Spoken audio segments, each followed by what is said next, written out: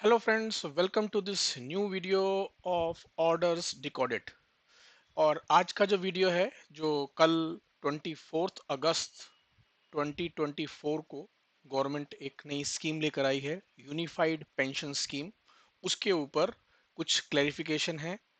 Video start करने से पहले मैं एक बात आपको बता दूं, ये वीडियो के अंदर मैं जो भी बात बोलने वाला हूं वो मेरी खुद की अंडरस्टैंडिंग के हिसाब से है।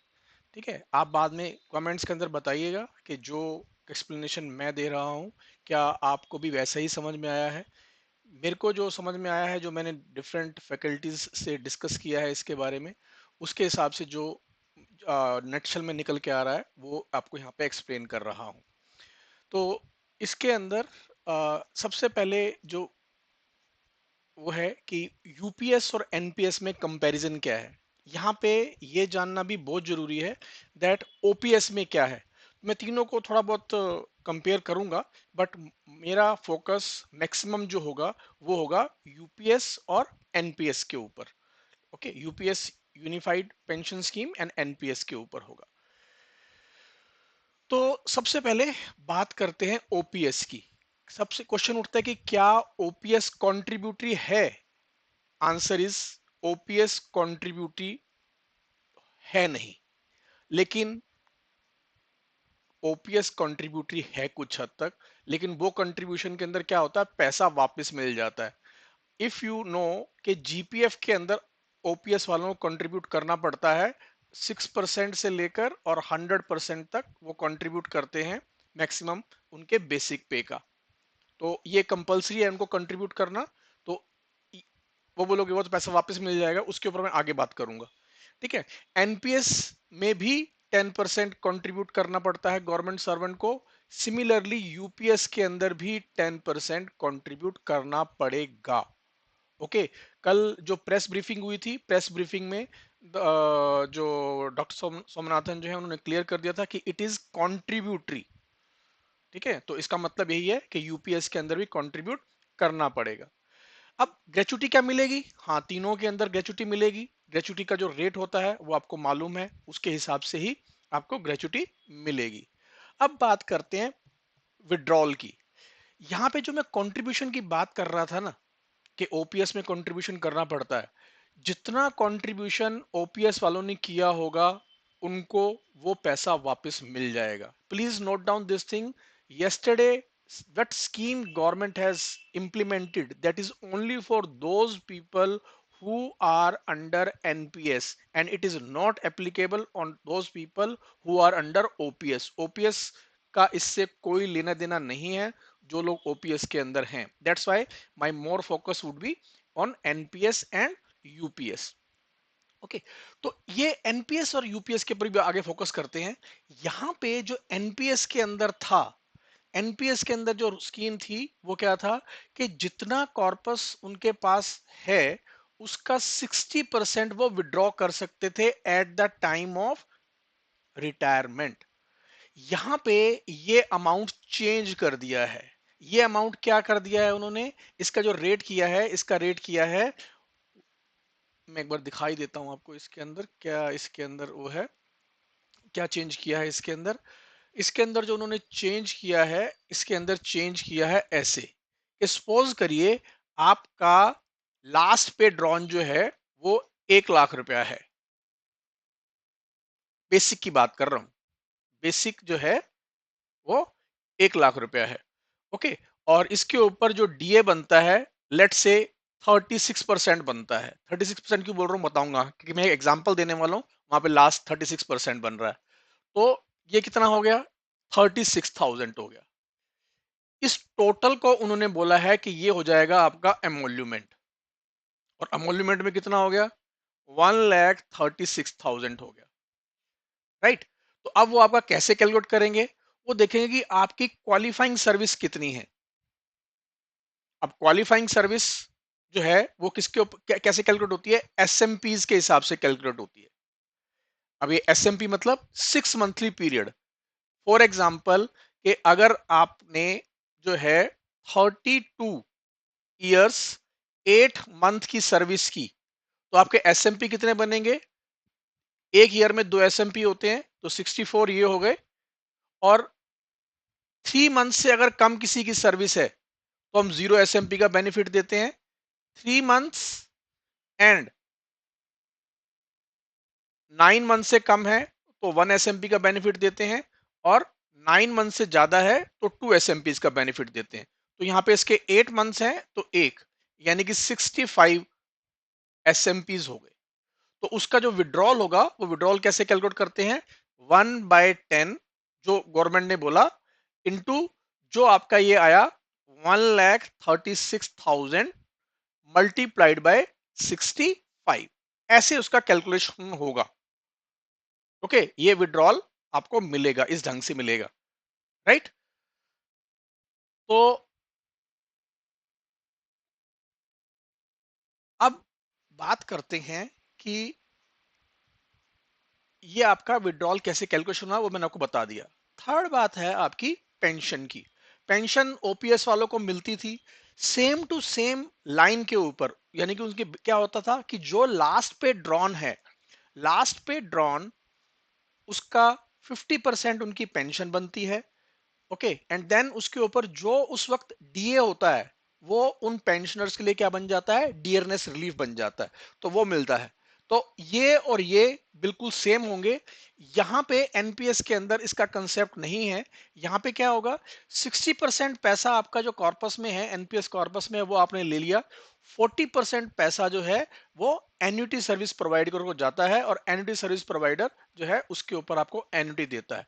एंड मोर और लेस ये फिक्स होता है अमाउंट, जो ज्यादातर लोग ऑप्ट करते हैं। कितना होगा अभी आगे डिस्कस करेंगे।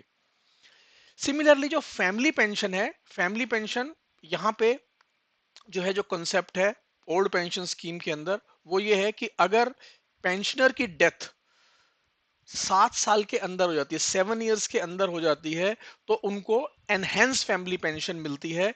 एनहेंस फैमिली पेंशन क्या होती है, 50% ऑफ द लास्ट पे ड्रॉन। Okay, same.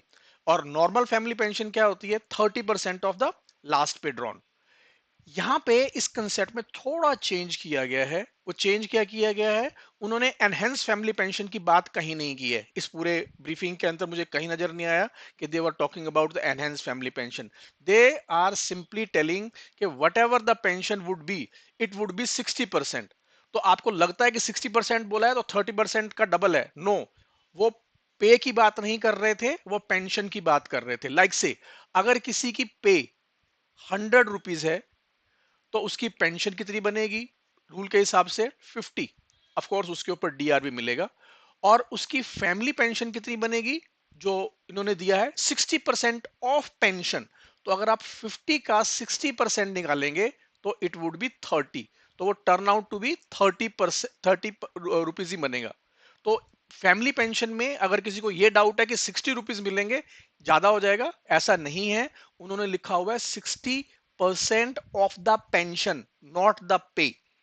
ओके, तो ये इसके अंदर ऐसा बनेगा। इसकी कैलकुलेशन मैं भी आपको दिखाऊंगा। इसको ना एक एग्जांपल से समझते हैं।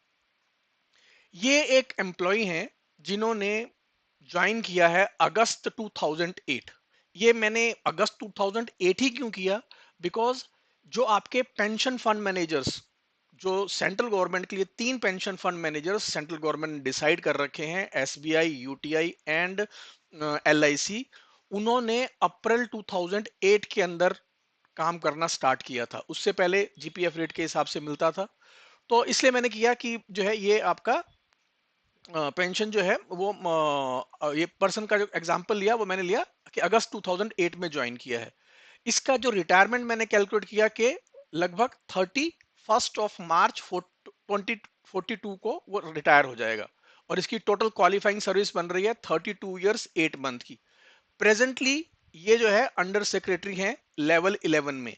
ये अंडर सेक्रेटरी का मेरा अजम्पशन नहीं है, ये एक्चुअली में मैंने एक अंडर सेक्रेटरी हैं जो सीएसएस के, जिन्होंने अपना डाटा मेरे साथ शेयर किया था जब मैं जो है एक प्रोजेक्ट के ऊपर काम कर रहा था, तो मैं उन्हीं का ही डाटा मैंने यूज किया है।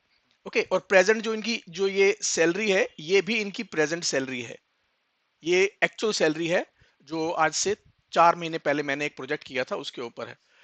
ये जो आपका किस पोस्ट के ऊपर रिटायर होंगे, ये मैंने जो है लिया है, ये मैंने assumption लिया है डिपेंडिंग अपॉन के CSS के अंदर ये क्या प्रमोशन का प्रोस्पेक्ट्स चल रहे हैं। ठीक है, ये जो है इसके अंदर कुछ डाउट है, ये मैंने यहाँ पे हालांकि लिखा हुआ है 6,32,000, लेकिन ये अलग आया है एवरेज इसके अंदर, इसको मत देखिएगा, इसके अंदर लगभग 5,89 समथिंग आता है। ठीक है, इसके आगे की कहानी मैं आपको आगे बताता हूँ कि आगे ये क्या है, वो मैं आगे आगे बताता हूँ कि कहाँ से आया ये कहाँ से आया वो मैं बताता हूँ क्या है। तो इसके लिए एक एक्सेल शीट देखते हैं। ये एक्सेल शीट क्या है, ये देखिए, ये मैंने एक एक्सेल शीट बना रखी है। इस एक्सेल शीट के हिसाब से, ये इस एक्सेल शीट के हिसाब से क्या है, ये इन्होंने जब ज्वाइन किया था 2008 में, उस टाइम 6 CPC चल रहा था, 12,540 बेसिक इनका था, 4600 ग्रेड पे था, इनका डीए रेट उस वक्त 16% चल रहा था, बेसिक इतना हो गया, डीए इतना हो गया, टोटल इतना हो गया, गवर्नमेंट सर्वेंट का कंट्रीब्यूशन इतना था। अगर आपको मालूम हो उस वक्त जो है गवर्नमेंट का कंट्रीब्यूशन इक्वल था 10%, तो ये, और उसके हिसाब से मैंने इसका जो है निकाला कि कितना उसका कंट्रीब्यूशन है और एक साल में कितना उसका वो बन जाएगा, वो ये है। अब यहाँ पे चलते चलते आइए आज के दिन में, आज हम है 2024 में। ठीक है, 2024 में ये अगर आपको ध्यान हो, मैंने आपको बताया था 88,400 का उसका बेसिक पे ऑलरेडी हो चुका है। ओके, और ये एक्चुअल है, ये एक्चुअल है, और इसके हिसाब से उनके जो ये अमाउंट है, ये 45 लाख के अराउंड उनके अकाउंट में हो चुका है। अब ये जो मैंने चेक किया, ये मैंने देखा ये कहां से आया, ये आया आपका कि मैंने जो पिछले 2008 से लेकर 2024 का जो मैंने एवरेज रिटर्न देखा, जो हमारे तीन जो हमारे पेंशन फंड मैनेजर है, अगर आप चाहो तो पीएफआरडी की वेबसाइट के ऊपर चेक कर सकते हो, वो है 9.68%। उसके हिसाब से मैंने इसको कैलकुलेशन किया है, मैं आगे आपको दिखाऊंगा कि ये फर्क होगा तो कैसे होगा, वो सब आगे बताऊंगा मैं आपको। अब जो है इसके बाद मैंने प्रिज्यूम किया, कुछ चीजें मैंने प्रिज्यूम की हैं यहाँ पे। ठीक है, वो क्या प्रिज्यूम किया है, मैंने प्रिज्यूम किया है कि 1 जनवरी 2026 से हमारा 8 CPC आ जाएगा। ओके, मैंने एज्यूम किया है 1 जनवरी 2036 से 9 CPC आ जाएगा। ओके, अब यहाँ पे देखिए उसके हिसाब से ही मैंने यहाँ पे, अगर आप चेक करेंगे कि यहाँ पे मैंने डीए 0% कर दिया, और आप बोलोगे ये कैसे कैलकुलेट किया, ये मैंने कैलकुलेट किया पिछले जो तीन पे कमीशंस हैं, फिफ्थ पे कमीशन, सिक्स पे कमीशन और सेवन से पे कमीशन में ऑन द एवरेज कितनी सैलरी बढ़ती है बेसिक के अंदर, उसके हिसाब से मैंने कैलकुलेट किया है कि कैसे है, और उसके अंदर कोई बहुत ज्यादा फर्क नहीं है। अगर आप देखिए यहाँ पे आपका बेसिक और डीए की जब आप बात करते हैं, तो यहाँ पे मैंने लिखा है 1,51,000 और 1,78,600 का मैंने बेसिक करके डीए 0 कर दिया, तो यानी कि बेसिकली आपको लगभग लगभग 20-25 हजार रुपए का फर्क पड़ा जब पे कमीशन आया। आप इसको ऐसा भी सोच सकते हो कि हो सकता है गवर्नमेंट डीए जो है बेसिक के अंदर मर्ज कर दे, something something would be, we are expecting कि something would happen. Okay, so similarly जब ये कैलकुलेशन किया सारा का सारा, तो यहाँ पे जो कॉर्पस बन के आया, फाइनल कॉर्पस इन 42, वो ये बन के आया 6,86,99,000 समथिंग। ये इसके अंदर क्या क्या चीजें हैं वो मैं बता देता हूं। 10% आपने कंट्रीब्यूट किया, 14% गवर्नमेंट ने कंट्रीब्यूट किया, और जो है आपका रिटर्न 9.68। अब आप बोलोगे ये तो आप एजम्पशन कर रहे हो, कल को मार्केट डाउन हो जाए तो क्या होगा, तो मैं आपको एक बात बता देता हूं। 2008 के अंदर जब ये पेंशन फंड मैनेजर्स ने काम करना स्टार्ट किया था, that was a great recession time in US and all over world. तो इस पर्टिकुलर पेंशन फंड मैनेजर ने वो रिसेशन देखा है। 2016 जो लोग बोलते हैं कि डिमोनेटाइजेशन की वजह से मार्केट वाज डाउन, इसने वो देखा है, अगर है तो। ओके, थर्ड, जो 2020 के अंदर कोविड आया है वो देखा है, उसके बावजूद भी पेंशन फंड मैनेजर्स आपको 9.68% पर एनएम की कैलकुलेशन जो है देने के अंदर कामयाब हुए हैं। राइट, तो इसका मतलब कि 9.68% के आसपास रहने वाली है रिटर्न, नंबर एक। दूसरी बात, अब इसकी कहानी का थोड़ा सा ट्विस्ट देता हूं, जो कि आप में से काफी लोगों को मालूम नहीं है। 2019 के अंदर जब गवर्नमेंट ने अपना कंट्रीब्यूशन 10% से लेकर 14% किया था, तब एक और ऑप्शन दिया था गवर्नमेंट सर्वेंट को। उनको ये ऑप्शन दिया था कि now you can opt for LC50।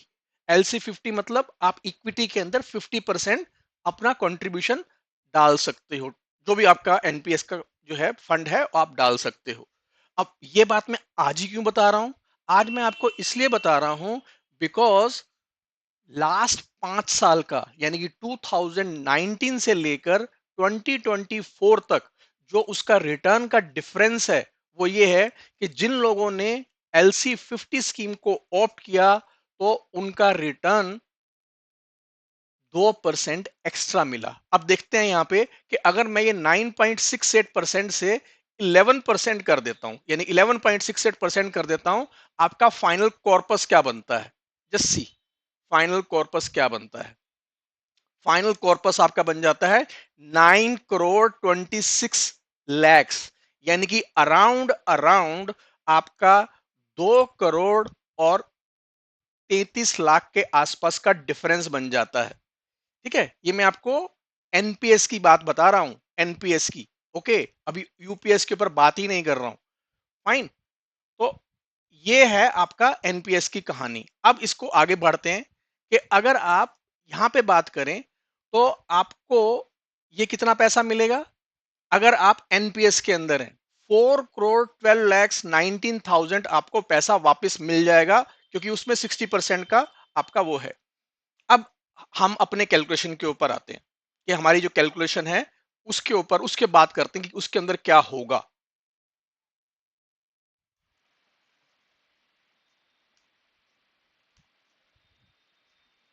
देखिए, पहले मैं एनपीएस को बता देता हूं, एनपीएस में क्या होगा। ये जो है आपका 4 करोड़ 12 थाउजेंड 12 लैक्स 19,000 ये आपको मिलेगा eight the time of retirement. Balance पैसा आप एन्युटी सर्विस प्रोवाइडर को दोगे, और एन्युटी सर्विस प्रोवाइडर आपको देगा 2,01,100 280 रुपीज की पेंशन या एन्युटी। सेम वो आपकी फैमिली को भी देगा। मैंने डिफॉल्ट एन्युटी स्कीम ली है जिसके अंदर कौन कौन कवर्ड है, जिसके अंदर गवर्नमेंट सर्वेंट कवर्ड है, जिसके अंदर जो है आप स्पाउस कवर्ड है, जिसके अंदर उनके पेरेंट्स कवर्ड हैं। बच्चे कवर्ड नहीं है इसके अंदर। लेकिन बच्चों को क्या मिलता है? बच्चों को या जो भी लीगल हायर्स हैं उनको परचेज प्राइस वापस मिल जाता है, जो कि अराउंड कितना होगा? इतना होगा। मैं ये सारी की सारी कैलकुलेशन आपको 9.68% के हिसाब से बता रहा हूं। ओके, अब बात करते हैं इधर की। इधर क्या है? इधर जो है आपका, ये जो है आपको लगभग 51 लैक्स 91,000 रुपीज देंगे, यानी 52 लाख के अराउंड आपको पैसा मिलेगा। ये कैलकुलेशन कौन सी है? ये कैलकुलेशन वही है, 1/10 into emolument into number of SMP के हिसाब से जो कैलकुलेशन किया था, ये वो कैलकुलेशन है। ठीक है। अब बेसिक पेंशन कितनी बनेगी? 2,87,219। ये कैसे आई कैलकुलेशन, वो भी दिखा देता हूं आपको मैं।